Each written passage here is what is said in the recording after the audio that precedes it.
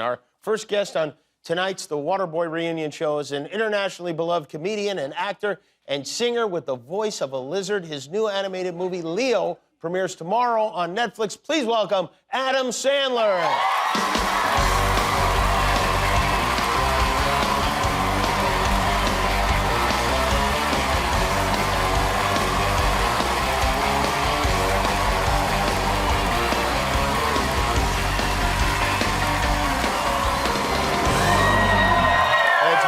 See you. How are you? Thank you for that. I'm very happy to see you, Jimmy. Hey, rock and roll. All right, I love you. Thank you. Pretty good, Jimmy. Everybody loves you. You know, I was watching, I'll tell you a little story a little bit later about watching the movie with my family, but your whole family is in your movie. You're, by the way, the message that you sent me, your family watching was the greatest. We watched your daughters watch Olivia Rodrigo. And we were like, man, that was genuine happiness. It's so crazy. I mean, because I remember seeing you on remote control and thinking, this guy's really funny. And now my kids, who are 9 and 6 years old, are fans of yours. That's crazy. You've been around a very long time. I got old, yep. Yeah, No, I can't believe it. My life's been all right. Your life's been all right, too. We did good, buddy.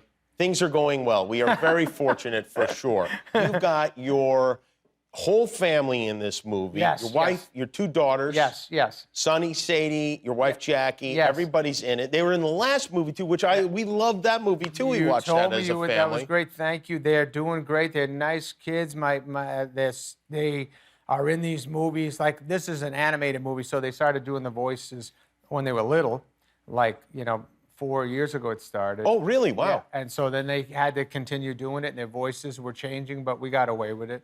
And and they're just very, very funny. This is what they want to do.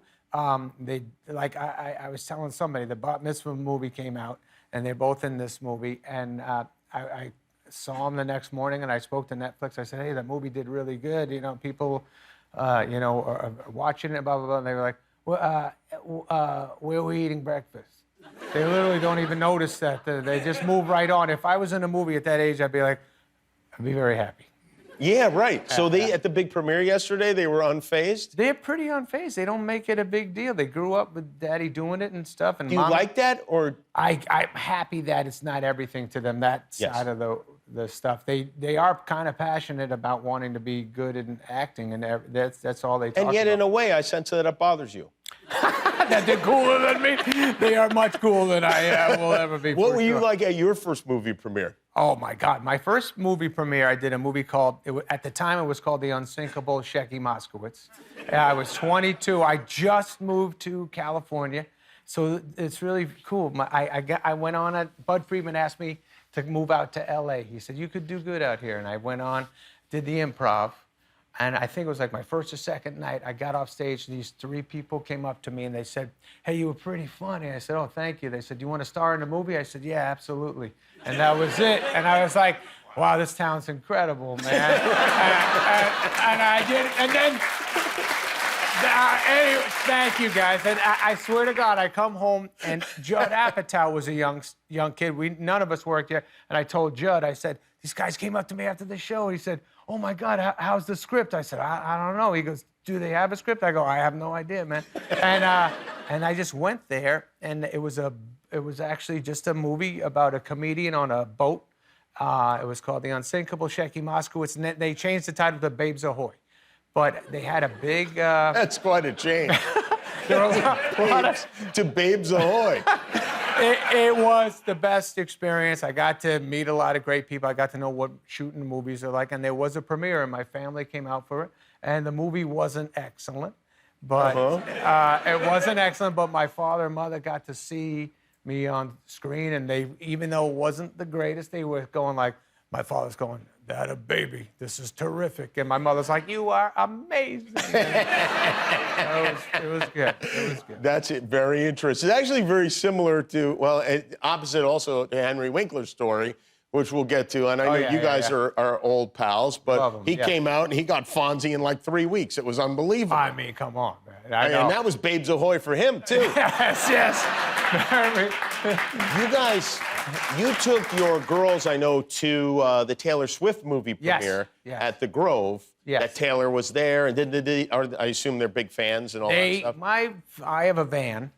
I drive around in my van. The kids are in the back. There's a TV in the van. They have some, I don't know what it is, but you can listen to music and see the words.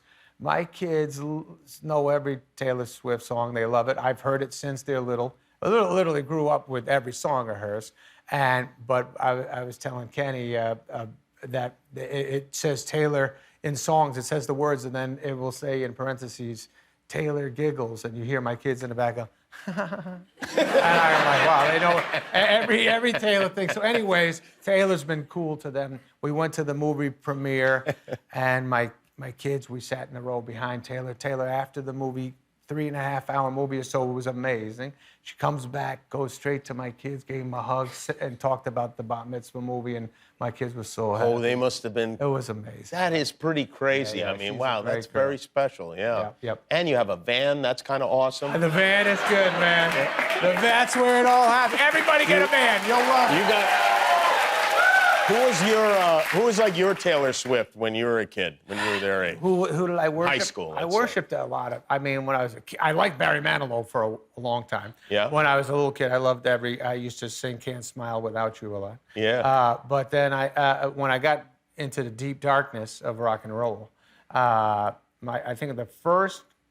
I mean, I love the Beatles, but then my brother, one morning, I was sleeping on a waterbed with like 6 of my friends. And we woke up on a Saturday morning. My brother had a Pioneer system, and we just heard this thumping, doof, doof, and then I am Iron Man. And literally, we were just like, what is this? Black Sabbath kind of took over right there. Yeah, Black it's always the brother that gets you into that kind of stuff. My brother Scott got me into Sabbath, and then I was also saying Van Halen. My God, Aerosmith, Van Halen. But I do remember the first time. Do you remember the first time hearing Van Halen? Not really. I remember the first time I heard Prince. I don't remember the first time I heard Van Halen. What was it? I was working at Miller's Outpost clothing store, and I was like, what the hell is this? Really? Yeah. When Doves Cry, or? Yeah, When Doves Cry. Yeah, because that's one of those songs you go, like, what in the world that was is pretty this? incredible. Yeah. My Van Halen stuff was, I was going to my first party in 7th grade, got out of the car, somebody dropped us off, a mother dropped me and my 3 friends off. We were walking, I didn't know this kid's house. It was like at middle school, and all of a sudden you were around strangers, and I remember walking up the street and hearing Atomic Punk kind of going, and I was going, holy cow, what is this? And me and my friends were looking at each other like, what is this? And that was the first Van Halen moment. And man, when I found out David Lee Roth was a Jew, boy, that made me happy. Oh, yeah. And now I think we have some photographs here. You've been on your own tour. I know you've been playing huge. Does this make you feel like David Lee Roth? Yeah. Is there anything better than that? No, this is crazy. I don't even know. I started doing stand-up again maybe 5-6 years ago, and now we're doing all these fun places and running around. It is great, guys. I saw a video of you and your daughter, I think Sunny, she was singing a song about your mood swings. Yeah. Yes. Yeah. It's very funny. That is funny. Yes, Daddy goes up and down pretty quick. All right. Well, Daddy is with us. His name is Adam Sandler, and his movie's called Leo. We'll be right back with Adam Sandler. Right on. Look at this. Bunch of motor mouths. Yep, same old, same old. Saw Kara in a sweater from Gymboree. There's the snotty clique, Between Queens. the facade squad. Peaking at 11.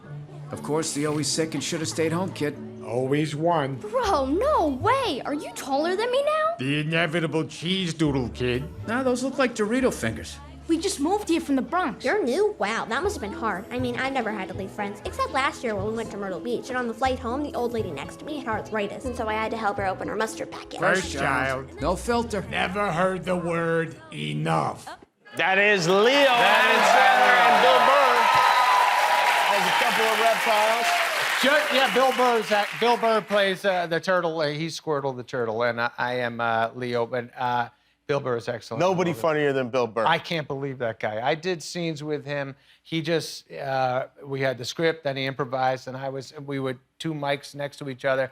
I just stopped and I was like, oh my God, I love it. He's Yeah, so funny. He is super funny. You guys are very funny in the movie. And I just have to tell you a weird story. Yeah. Because this movie, and I don't know if people understand it, but I didn't know this, is about a couple of classroom pets that get taken home for the weekend by the kids. Right. Well, my daughter is 9. She has a classroom hamsters named Boba and Mochi. Yeah. And I volunteered for us to take them home for the Thanksgiving break. Oh, wow. So we didn't know what the movie's about, but the kids are like, oh, we got to get Boba and Mochi and put them on the table so they can watch the movie with us. Yeah. So they set them up, and then wouldn't you know it, the movie's about taking the classroom that's pets the best, home. man. And let me tell you, Boba and Mochi loved it. They did, right? They loved it. Yeah, there's a... They didn't say much about it, but I could tell that they really You saw loved it it. in a twinkle eyes. That's sweet. And my kids loved it. And we all really enjoyed it. So happy you guys It's like it. very funny. I love that this is a family movie. It's cool when it doesn't happen in my life very often. I've made a few, but this one we were thinking about young kids having fun, and it's coming out on Thanksgiving, so we were thinking about grandparents having a good time. Yeah. And parents, it's for everybody, hopefully, but yeah, it means a lot. Did you, when you were a kid, have a classroom pet? I had a snake when I was Oh, a you kid. did? I had a king snake. I don't like anything anymore. I couldn't touch him. If he was here right now, I'd be like, "Ooh, get that snake away from me." But when I was a little kid, I had a king snake in New York, and I fed him a mouse once every 2 weeks or something, or a week. I would give him a mouse, and he was my best friend. And his name was Ralph the king snake. And then apparently, my parents talk about this. He got loose in the apartment. We lived in an apartment building. And he got loose in the apartment building. We had to tell the whole complex, like, by the way, this kid's snake got loose. And everyone's like, what happened? And everyone was nervous to go to the bathroom. They thought he was going to come out the toilet. But we found Ralph, by the way. You Everything did was find good. Ralph? Can I say one thing, everybody? And I hate to interrupt it. I just want to say my sister, Valerie, I love you.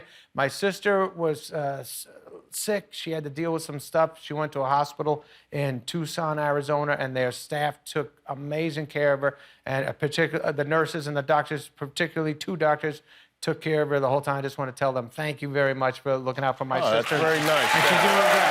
All right, love you.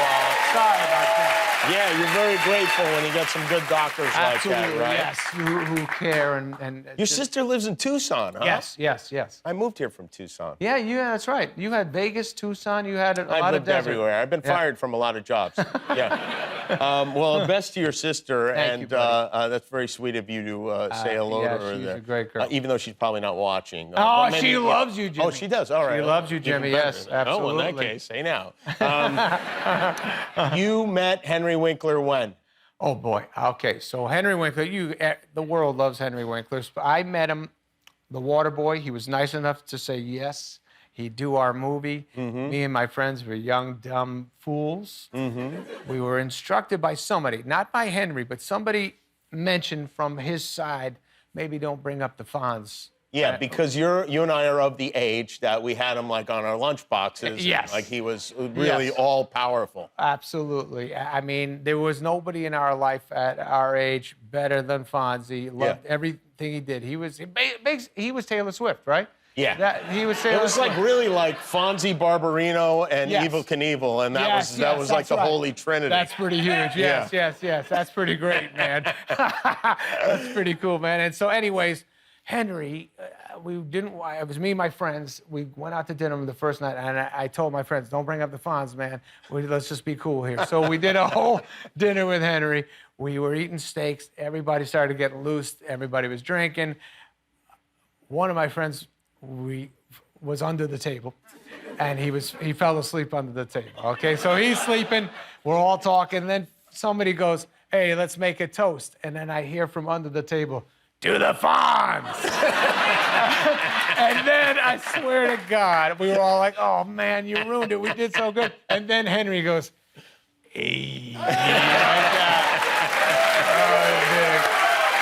That was cool.